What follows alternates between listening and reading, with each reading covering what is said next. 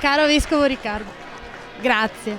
Beh, intanto un grazie per il suo sì, per il quale, come ci ha chiesto, non mancheremo di pregare. Grazie. Grazie per il vostro lavoro, grazie per il vostro servizio per aiutare gli altri, penso in particolare alle persone ammalate o inferme che non hanno potuto essere presenti, magari le avrebbero anche desiderato, hanno potuto grazie a voi. Ecco, è così li saluto con un modo tutto particolare, una preghiera per loro e chiedo anche a loro che preghino anche per la Chiesa di Vittorio Veneto, per il Vescovo, ecco, in comunione.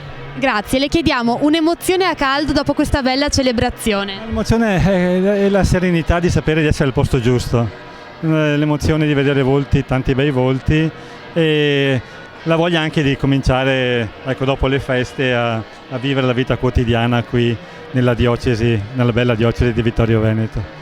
Grazie, come ci ha invitato Patriarca Moraglia, non mancheremo di camminare insieme alla luce di Gesù. Con Gesù, sapendo che Lui ci guida in maniera molto discreta, ma ci permette di andare avanti nella speranza.